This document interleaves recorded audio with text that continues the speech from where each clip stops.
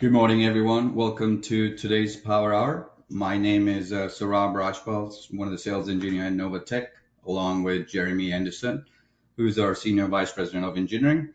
Jeremy, can you confirm you're able to see screen and hear me okay? Yes, everything looks good. Great. Okay, so today's topic is on Timing 101. Before we get started, just a couple of housekeeping notes. This session is being recorded, and we will share the recordings with the participants after the Power Hour. And we'll answer any questions as time allows during the Power Hour, so feel free to submit your questions at any time using the Q&A section. And any questions that we are not able to answer them, we'll address it over an email. So with that being said, let's dive into the presentation. This is a quick overview of our agenda today. We will begin by why time is important and various approaches in time distribution, followed by different global navigation satellite systems, along with why multi-constellations are important. We also have a section that covers different techniques for propagating time using IRIG-B, NTP PTP, and their relevant pros and cons. The last section will cover troubleshooting on time issues using our Orion platform. So that's the agenda for today. The introduction, why time is important, and time plays a critical role in the power industry. All right, to effectively monitor, analyze, and control the interactions between different segments or groups of the power grid, we need precise synchronization amongst those devices. This level of coordination is only possible when all devices are operating using a common time reference, one that offers kind of accuracy range between sub-second to microsecond, depends on the application. So how do we achieve that? Well, the answer is a satellite-based clock, maybe such as GPS, solves this challenge by providing a precise and globally accessible time reference. Once we have the satellite time signal, the next step would be to distribute to all the IEDs and across your network. So we'll explore various techniques for distributing this precise time in our upcoming slides. But this kind of wraps up in the introduction side where why are we using time, why it's crucial, and what kind of accuracy is required. The time distribution, now there's two approaches. This slide covers two different approaches when distributing time across a power system. One is dedicated medium, the other one's shared medium. In a dedicated medium, the time signal is transmitted over either a point-to-point, that means direct connection from the clock to the end device, or a daisy chain where you would just distribute the time, maybe using a T connection or an Ethernet connection, right? So to ensure minimal interferences there with high accuracy. The typical physical connection used in this approach can include twisted pair, a coaxial cable, or fiber optic in some cases too. A common example for dedicated medium is IRIG-B, used widely in our power system, whereas in a shared medium approach, the time is distributed over the existing Ethernet network, where both data and time signals can share the same communication channel. There are some advantages on the shared medium. It's probably cost effective considering you already have the infrastructure at place. And then no additional wiring or less wiring is needed in terms of shared medium. Common examples for shared medium would be NTP or SNTP, along with PTP, Precision Time Protocol. So we know the two different approaches. Let's move on to the existing global navigation satellite system, also known as GNSS. There are four major GNSS systems: Global Position System, GPS, used in US, and we have the GLONASS, stands for Global Navigation Satellite System, used in Russia, Galileo in Europe, and Beidou in China. So this table here kind of gives you what each of these satellites are based on in terms of time reference and if time correction is needed or not. How many active satellites do they have presently and what frequency do they operate in? Apart from Galileo, all GNSS systems are based on the UTC time and are corrected with leap seconds. So leap seconds are added to the UTC periodically to keep it in sync with the rotation of the Earth, which is gradually slowing down. However, the correction can introduce errors in timing measurements, especially over a long period of time. The Galileo system time, GST, is based on the TAI, the International Atomic Time, which is the more accurate time scale available. So the leap seconds are not added in the GST because it's a continuous time scale. In terms of number of satellites, you could see on the fourth column in the graph here, there's 31 active satellites on the GPS, 24 on the GLONASS, 26 on the Galileo, and 48 in Beidou. The frequency here shows L1, L2, L5 in case of GPS. Shares some of the frequency with Galileo. As you can see, the E1 1575.42 shares the frequency with GPS. Similarly, E5A on the Galileo 1176 shares with the L5 of the GPS. And they each frequency have its own application. Maybe one application is used for research or future. Some are used for critical applications. So there are different frequency used for different applications. So this sums up on the types of the GNSS system we use currently. Now let's look at why multi-constellation is crucial, right? Why do we need more than one constellation? So typically the antenna for satellite clock should be mounted so it has an unobstructed view of the sky. This allows the clock receiver to track multiple satellites, therefore reducing the time in holdover mode to a minimum. And what are some of the factors? Why would a clock go to a holdover mode, right? One of the factors could be when you don't have a clear view of the sky. It's probably restricted by trees, mountains, or upcoming buildings. Maybe the clock was working 2 years ago and you're in an urban area where the new buildings have, just jumped in, high rise have come in. You don't get enough signal, right? So anytime you're getting less than 4 satellites, you're probably going into holdover mode. The second could be the antenna mounting position is limited. Maybe you only have a bandwidth of a certain height or width where you can put the antenna. That could also cause the holdover mode. The third factor could be weak signal due to long antenna cables. So if you've got, 100, 200 feet, they would be long delays. There are ways to compensate the antenna cables. You could, offset in some of the settings in the clock to kind of offset the longer haul of the cables. And the fourth is the degraded antenna performance over time. That's just wear and tear. So over a period of time, the antenna might not be performing as it was before. So this makes an important case why you would need to use a multi-constellation receiver that can solve the holdover issue by processing the signal not just by one constellation, but multiple, more than one. To further analysis, we've done some study on it.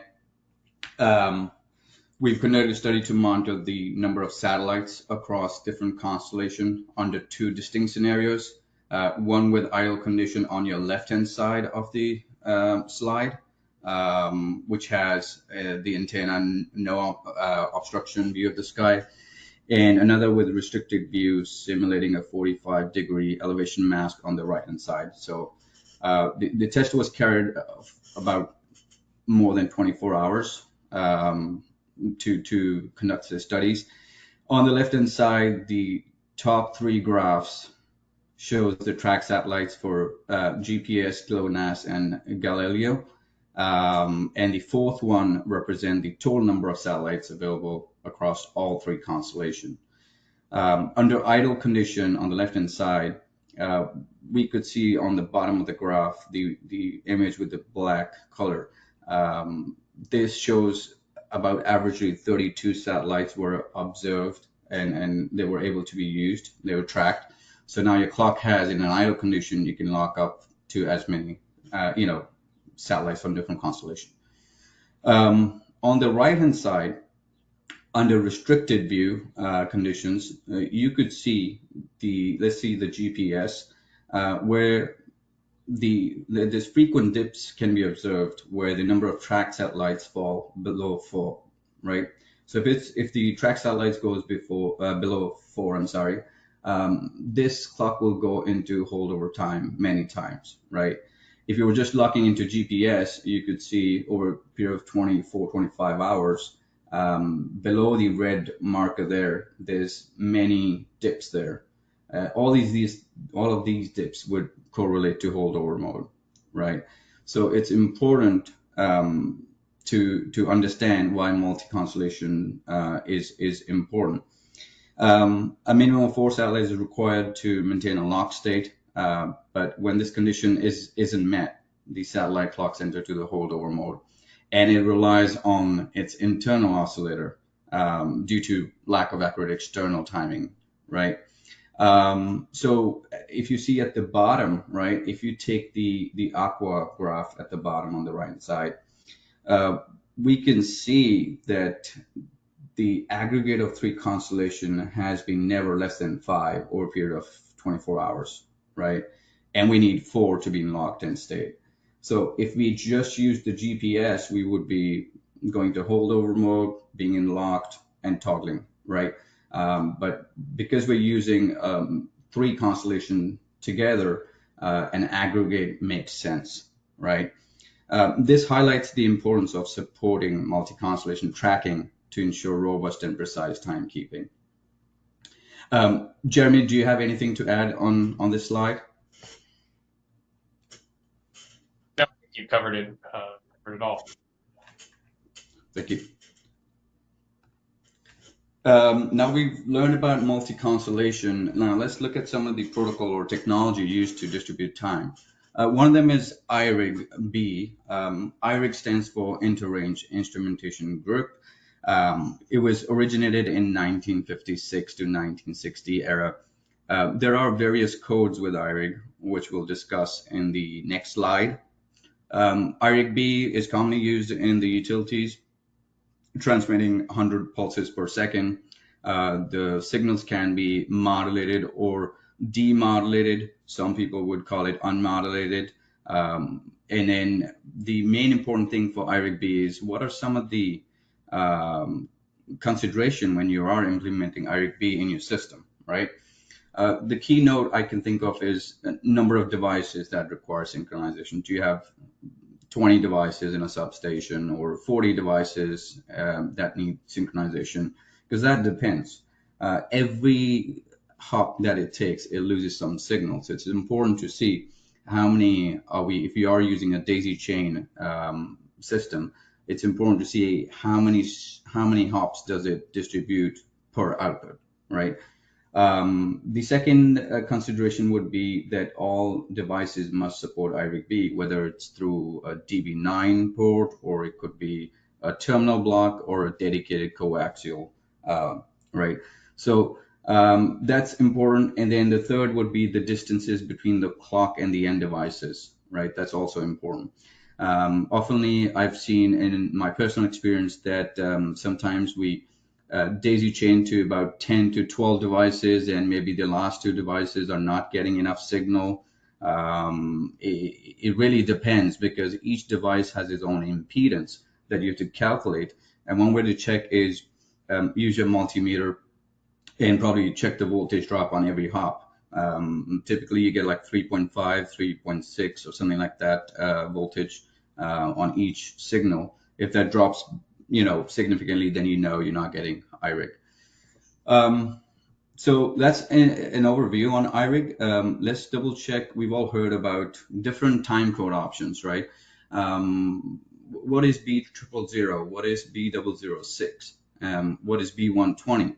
So I've highlighted the one with blues are the demodulated signals time options, and the orange signifying the modulated signal. For my illustration, I have a lookup table on the right hand side, and then the time code decoder on the bottom left. So for my example, I'm using how would I know what does B006 stand for? The B is the format. IRIG supports, typically IRIG stands supports format A, B, D, E, G, or H, right? Commonly used in our industry is format B, so that's that B representing. The first digit is 0, which represent the modulation. And then if you look at what is the first digit on the lookup table, it means it's an unmodulated DC level shift pulse width coded signal, right? The next one, we have another 0 representing the carrier frequency or resolution. A 0 stands for no carrier. If it was a modulated signal, the 1 would mean 100 hertz with 10 millisecond resolution, right? The 6 is the coded expression, the third digit, right? The 6 represents the binary coded decimal with time of the year and binary coded decimal, the year itself. Now you want to think when you're implementing the time code options, are you just syncing for all devices have enough precise time, but there could be applications such as synchrophases where you might need something like a 04, right? The 4 standing for the CF. The control functions are important for synchrophases. So really it depends, but this slide kind of gives you an idea how to decode some of the time code options, right? And what to use and what not to use, right? Because this impact the compatibility with the clock and the end devices.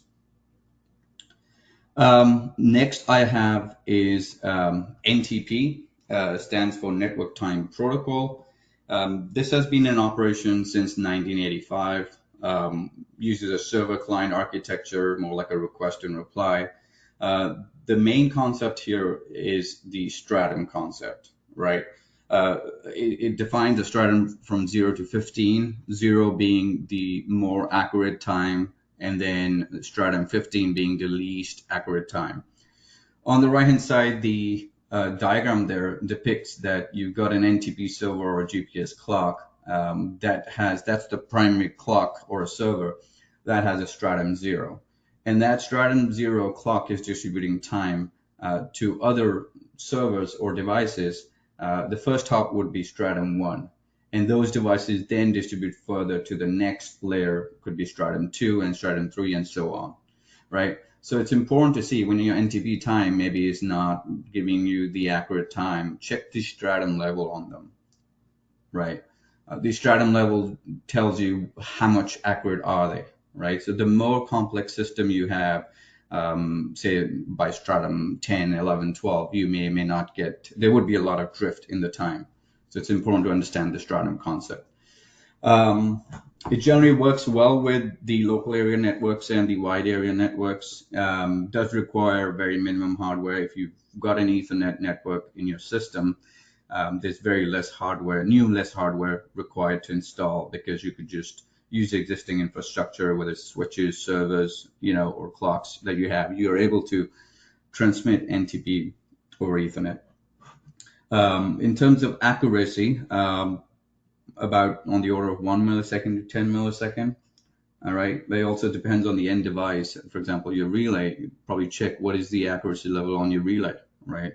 It might be limited to 10 millisecond, right? So you're only going to get the timing that the end device supports. Another version is SNTP, stands for Simple Network Time Protocol.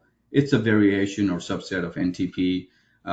It can take the time, but it's unable to synchronize other devices.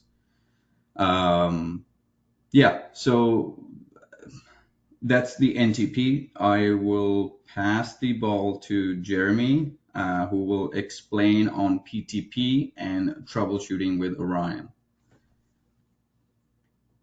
Thanks, Jeremy. Thanks, Rob. Yep. And go ahead and next slide for me, please. Awesome. All right. I'm going to start with going over Precision Time Protocol, IEEE 1588. So one of the things about PTP is it's in a sense similar to NTP in that it can use existing Ethernet networks. It can achieve, a sub-microsecond accuracy. Typically, in a typical system, that would be somewhere in the 50 to 200 nanosecond, uh, range. Now that's very dependent on network design, network setup, your devices, whether they have hardware timestamping, software timestamping. But you could get in the 50 to 200 nanosecond, accuracy on a system, on a very well implemented system with you could potentially get down into the 10 to 20 nanoseconds or better. But for everybody, something I find kind of interesting, what is, we say something like 100 nanoseconds. In 100 nanoseconds, light only travels 30 meters. So it's something that's, 100 nanosecond accuracy and timing is extremely precise. And why does any of that matter, right? Well, it's, there are a lot of systems that need extremely precise timing. Things like merging units and sampled values, PMUs. When you get out of our industry, things like 5G in the cellular industry needs extremely accurate time. Financial networks, trading on the stock exchange and NASDAQ, those need microseconds and nanoseconds make a difference. So, it's very precise. And how it does this is a lot of different ways, but we'll go over some of the basics. There is one idea, or it's one part of PTP called the best master clock algorithm. What that does is in a multi-clock system, there is an election. There is a system that will elect the best clock in that system and allow devices to connect to the best clock. So you could have 2 clocks, 3 clocks, grandmaster clocks in your system and have them set up in such a way that your devices will select the best one. Let's see, what else do I want to say here? We kind of talked about that it works on standard Ethernet, and I'll get into a little more detail on that in network design, because yes, it works on standard Ethernet networks, but there are some caveats to that. It is a master-slave clock model, so you have a grandmaster clock, you have clocks downstream, and there are different types, and we'll go over that in a second.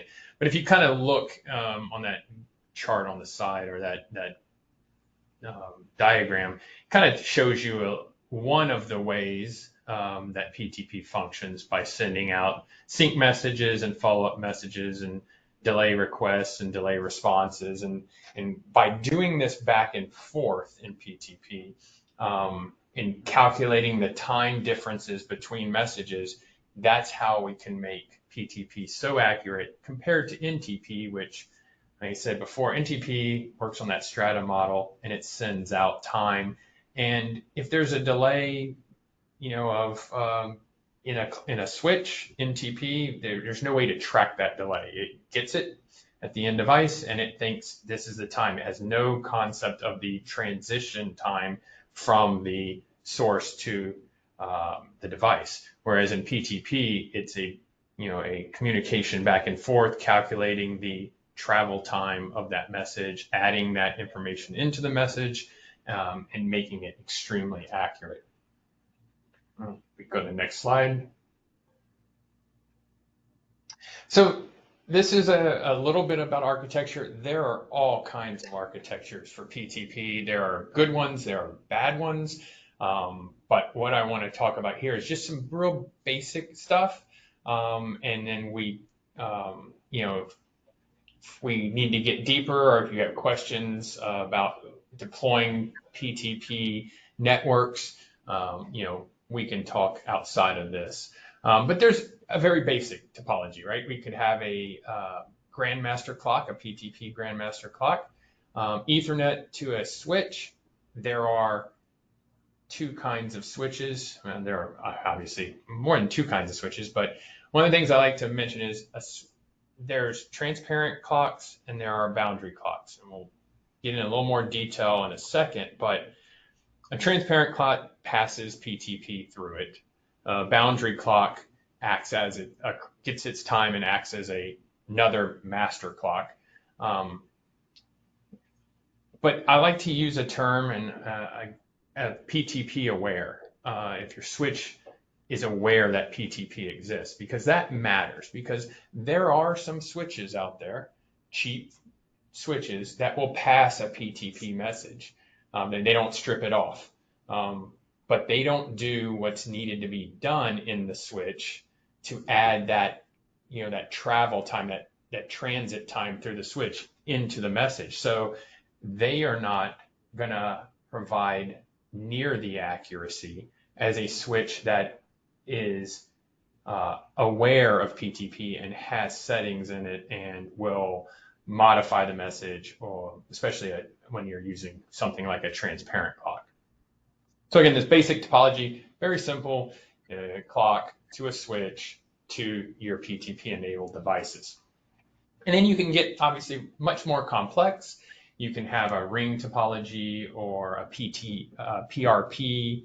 Ring be more like a HSR potential topology. You have a PRP topology, parallel redundancy protocol. But the idea being you can have multiple clocks that are working off the best master clock algorithm for devices to select which one's the best, and multiple switches in there, either acting as transparent clocks or boundary clocks, depending on how you want to set up your network, how big the network is, and also how important it is that you have extremely accurate time.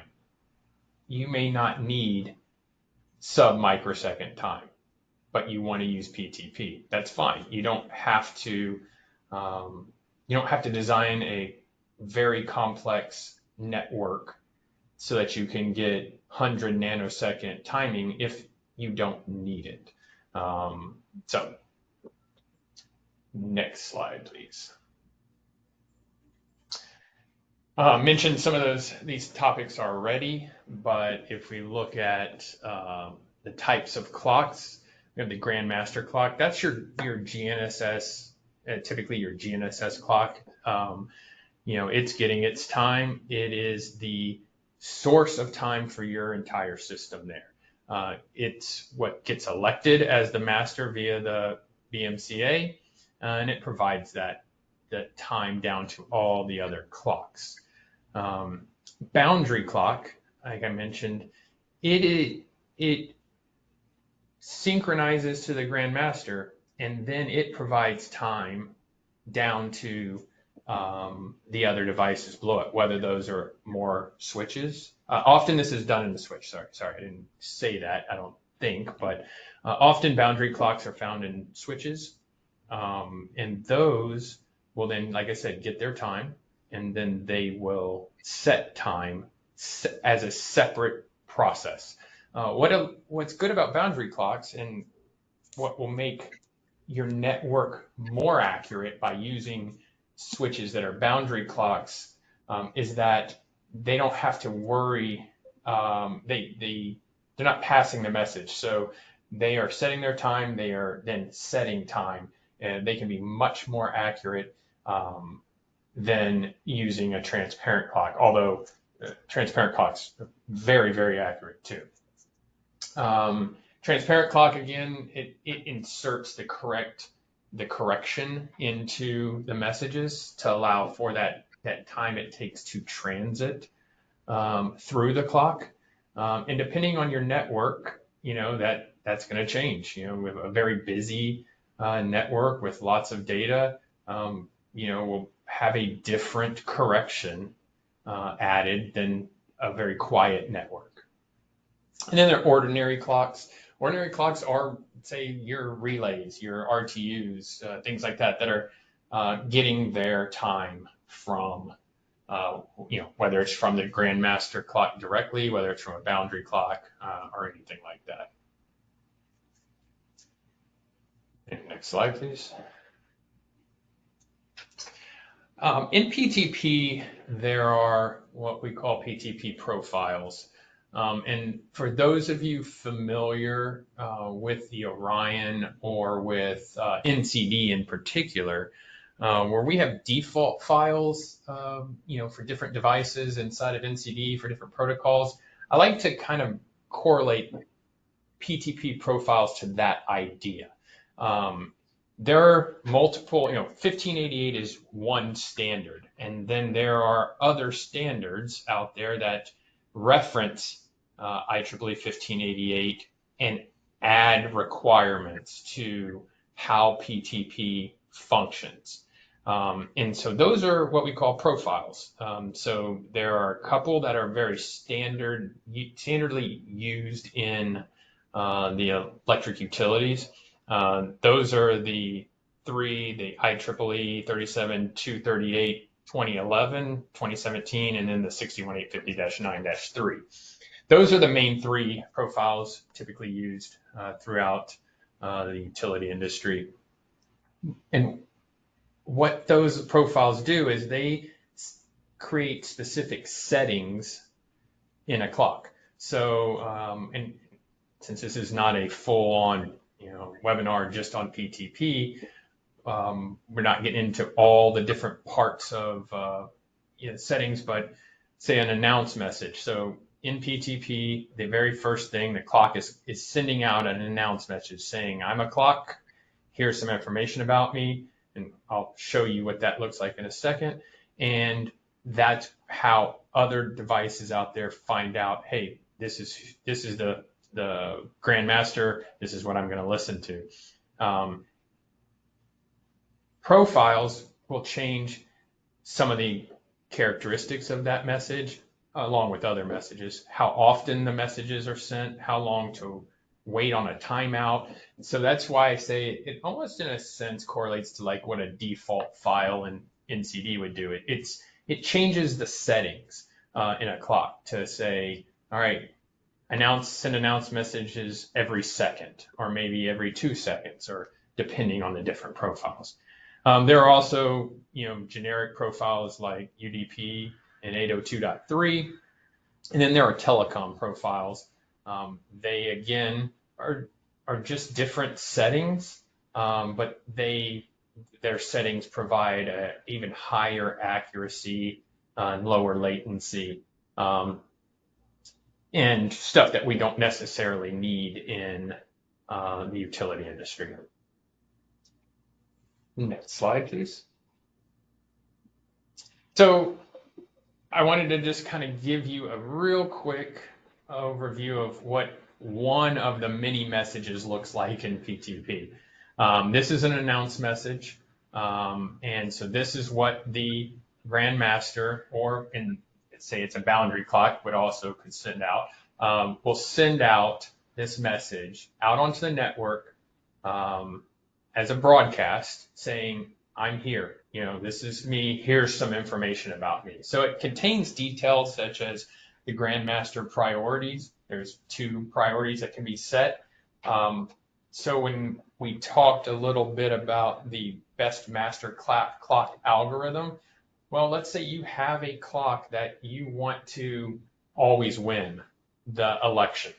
You can change its priority to give it a leg up.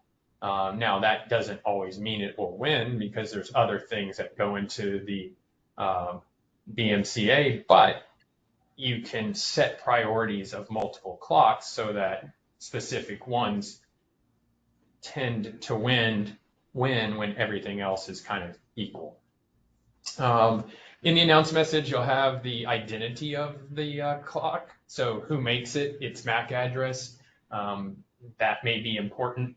The time source, where is that clock getting its time? So if it's a GNSS clock, it will say the time source. What's interesting though, we try to use the term GNSS a lot because that's what most clocks are. There are plenty of just GPS clocks out there that only can, talk to, monitor the GPS satellite. But, a lot of modern clocks will support that multi-constellation idea we talked about, and they are GNSS clocks. But in PTP, the time source will say GPS if it's connected. If you have a clock that's connected to just Galileo, it's still going to say GPS because of the way the standard was written. So just something to I find interesting, I guess. You'll have things like clock class in there. Clock class is, based on some of the accuracy of the clock. It'll give you that clock accuracy and the variance in its time. So, you can see the broken out message to the right, and you can see things down through there like the offset from UTC. You can see the priorities. You can see the clock class and the time. And then based on the profile as well, there will be things that are called TLVs. And those are extensions that add more information to the message, to the announced message. And there are 2 TLVs, and what's in them is determined by the profile that is selected. And they're not very different between each profile, but there are slight differences. So you have an organization extension TLV, and in there it tells you, you can see over on the right that this one's using the C37.238 TLV, so that's the profile it's selected to. It sends out the Grandmaster ID, so there are ID numbers for the Grandmasters. That's again a way to, you can say, when you set up your downstream devices, I want to get time from this, Grandmaster. It's also how you can prevent clocks from talking over each other, that sort of thing. And then it gives you even more accuracy information. So in the basic announce message above, we had the Grandmaster clock accuracy, and it says this time is accurate to within 25 nanoseconds. And that's the lowest that part of the message goes. And it will go up 100 nanoseconds, and on up. They're not very granular. It's just levels.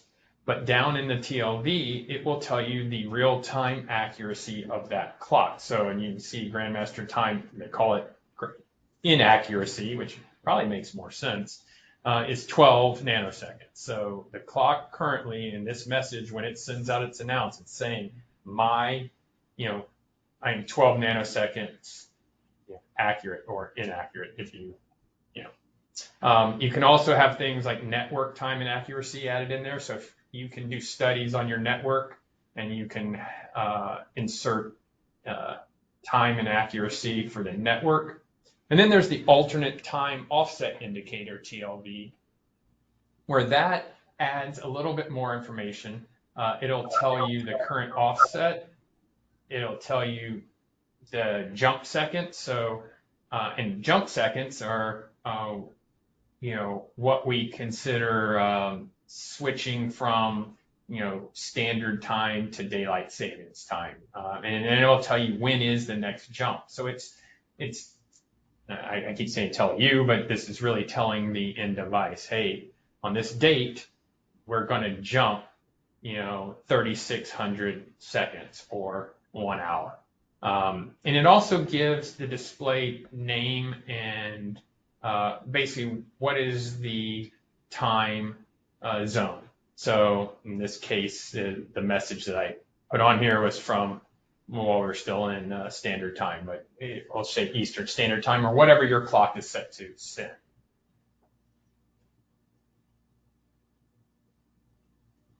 Next slide.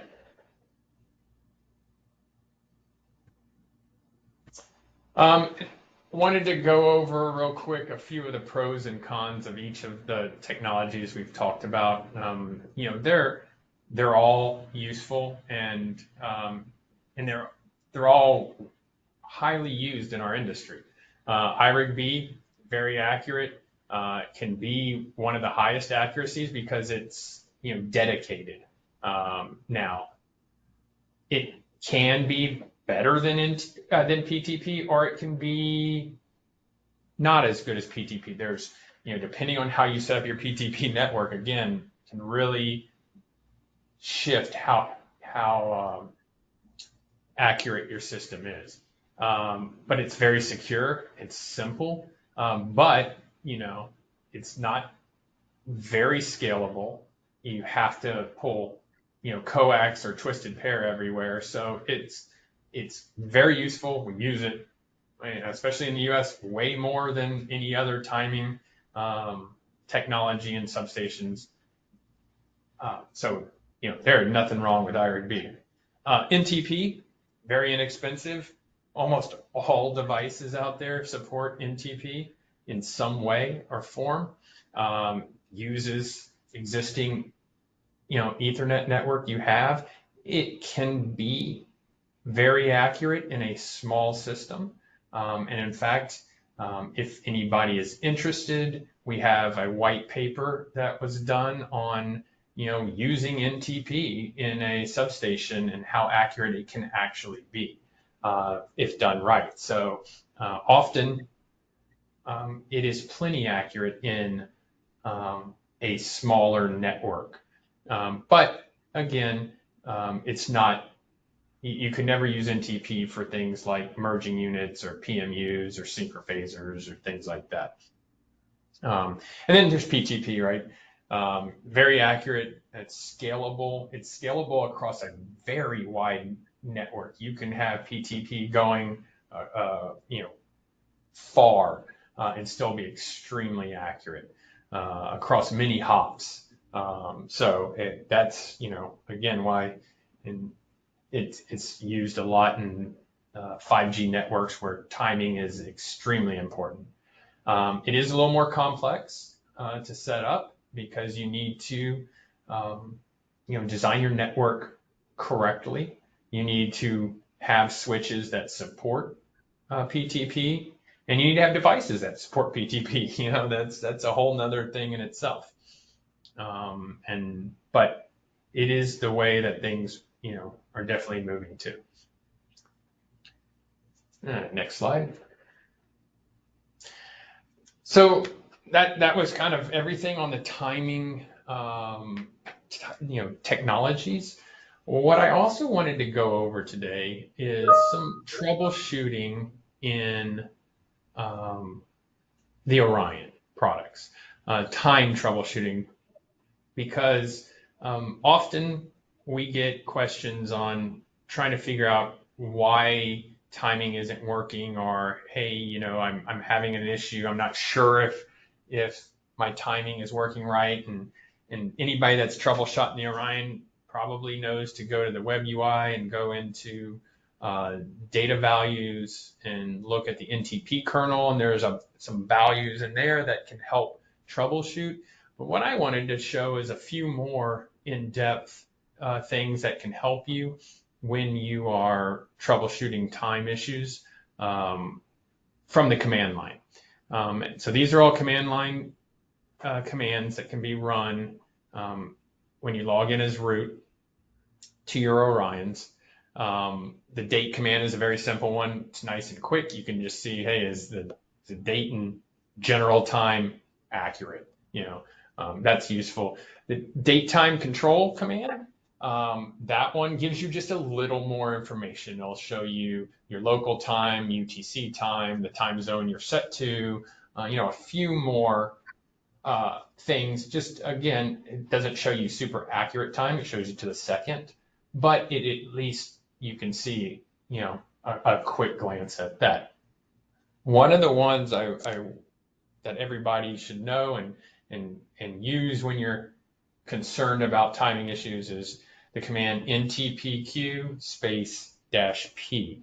That will bring up this response, and this response is a static response, but what it will tell you is the time sources that you have set up in the Orion, and give you some statistics about each one of those. So I'll break this down a little bit for everybody. It will list the time sources over there on the left. So I have in this Orion set up IRIG. I have set up NTP, and that's the IP address that I put in for my NTP server, and then I have PTP as well enabled on this Orion. And so you can see that under the reference ID column, it lists IRIG, NIST, because that IP address is actually the IP address for the NIST time server out on the internet. I wanted to, this allows me to show you some stuff, and then PTP. And then as you move over towards the right, we'll skip a couple things, but then you'll see pole and win and reach. Pole is how often it's going to look at that signal and see if it's there and then take the information from it, if you will. It's not polling necessarily, polling IRIG out to a clock, or it's not polling NTP or say PTP out to, the Grandmaster. This is the Orion polling the signal, if you will, or the data. And then you have reachability, and this is how in the past polls, whether that signal was there, let's put it that way. So the max number is 377. That will tell you that every one of the polls, that when it looks for data, that number, there's been good data there. And, I have basically telling you have a good signal, you have good data, it's using that data, or at least collecting that data. If you see reachability below 377, if you see it at 0, that means every time it's been looking for it, there's nothing there. That can mean, hey, you don't have a IRIG cable connected, or the signal is set up wrong. You have it set to modulated and it's actually unmodulated, or vice versa, right? If you see reachability between there, 0 and 377, you'll want to see, is that staying at a number? Is it climbing? Is it going down? And I mentioned this command is a static command. So you need to run that command again to see it change, to see if the values have changed. If that reachability is climbing up, then okay, well, maybe I just connected that cable and it's getting there. Or but if it's never making it to 377, but it's not at 0, you might have some other issue. It could be a network issue if it's NTP or PTP. It could be a cable issue where the signal just isn't great if it's IRIG. So it's something to point you in a direction for what could be going wrong. When you look at delay, offset, and jitter, these is information, and this is in milliseconds, these numbers, for the, if you will, quality of the signal. So if we look at the IRIG line, the row, it has basically 0 delay. Now, there is probably some delay in there in the nanosecond amounts, but in the Orion we only show this in milliseconds. So 0.00 is at least no sub-microsecond. Offset is how far off is the time that we see in IRIG from the Orion time. So we're looking in that case, IRIG and the Orion is 91 microseconds behind IRIG. And then the jitter, that's the stability of the signal. So showing you that it's a very stable signal. If you look at the NTP one, the delay is 29 milliseconds. Now, like I said, I mentioned this is a IP address out on the internet, so that would make sense. You wouldn't or should not see that much delay in a local area network. But if you did, that could point you in a direction. Why am I seeing so much delay? And that delay is why we have a 2.347 millisecond offset between the time we're getting an NTP and the Orion time. Because again, remember, there's no correction in NTP. And it's not a very stable signal, probably because it's going over the internet. And then you have PTP with 0 delay. Its offset is only 28 microseconds. The Orion is 28 microseconds behind. and then the jitter is very, very stable. And so what the Orion then does is if you have multiple times, timing sources connected, it will select the best one based on delay, offset, and jitter. So if you look all the way back over at the left, you can see in the front of each one of those rows, you have a plus, and a star. The star means that is the selected time source that the Orion says, this is the best one, this is what I'm going to use. And the pluses mean I've accepted these, I can use them to help me achieve better time, and they are in standby as well to be used as the main source should the main source that I'm currently using become unusable. So you can very much so have IRIG and say PTP or even an NTP connected and set up in the Orion all at the same time, and it will select the best one out of them. And sometimes it will select IRIG over PTP, and other times PTP over IRIG. I've not yet seen it select NTP over PTP, but if you have a bad PTP signal or something's going wrong, it would definitely do that. Next slide.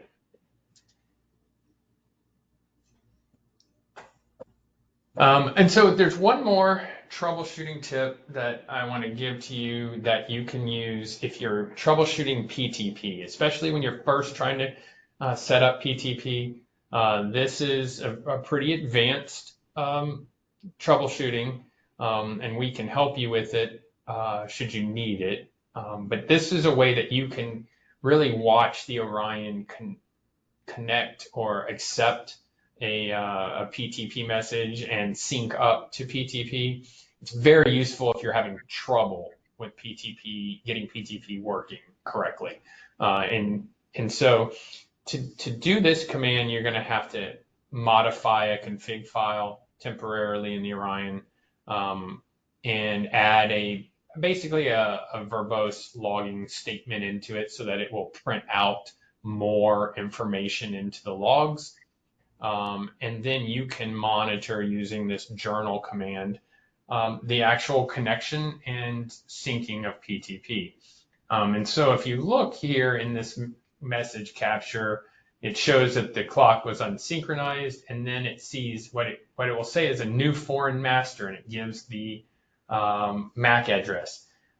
That was the MAC address. If we were to go back to look at that announce message that was displayed, that's the MAC address of the Grandmaster clock in that announce message. And so it sees that announce message and says, hey, I found a new master out there. I'm going to select it as the best master clock, and then I'm going to listen to it for a second. When this capture was made, the Orion had already been syncing to the clock for a while, so it was already very accurate. But what it will do is it'll show that offset. What is the offset between the Orion time and this new master clock time? And it will show that along with the frequency of the clock, internal clock, and then the delay of the messaging. And this will print out over and over, and you can watch, especially if you're just connecting PTP and it's not been synced up to a clock before, you can watch these numbers drop down. They'll start very large and drop much more, down, smaller numbers. Again, those, if it's a negative in front of it, it means the Orion is behind the clock that many nanoseconds. If it's no, doesn't show pluses, so if it's a positive number, it means the clock is above. So you'll see the Orion, moving. Its time's doesn't lock to a time. It adjusts, the frequency of the clock adjusts, and that will. But this is very useful. This, if you're having problems, you can capture this and send it to us, and that would help us, help you troubleshoot as well. When you're done with this troubleshooting tip, though, you need to go back and remove that options line that was added. Main reason is otherwise it just keeps logging that into your logs and fills them up faster. It doesn't hurt anything, but it will, this is printing every second, and so it's just writing into the logs every second a line. So you don't want to keep it doing that forever. It's no point to that. That's it on this one. I guess we can go on the next slide. That's kind of everything I had on PTP and troubleshooting. I'll turn it back over to Saurabh to close this out today. Thank you, Jeremy. That was helpful. So those who are new to our PowerR, wanted to just reflect customer community site, which can be reached at novatechautomation.com/community. This is where we store or archive all our past webinars. So in case you are looking for a particular technology webinar, we store all the webinars here. Other things you could do is, like the user manuals, drawings, data sheet, what have you, would be able to get on this community site. The next resource we have is the support side. So if you are looking to download any NCD or firmware versions for all our platforms, feel free to reach out to support.novatechautomation.com. Then we move on to the sales engineer booking. You could easily book a sales engineer for any application problem that you're having at booking.novatechautomation.com. There's a bunch of sales engineers, so the idea is you select a date and time. If you have a preference of a sales engineer, you could select them or click on anyone. If you don't have a preference, select the time, and it goes directly to our Outlook. So feel free to, have a 30 minutes with our sales engineer. And that's all we had. I think this is kind of the end of the session. I think that's all we have for today. Thank you everyone for joining. And for any question that has not been answered, we'll send you an email with the answers on them. Thanks everyone.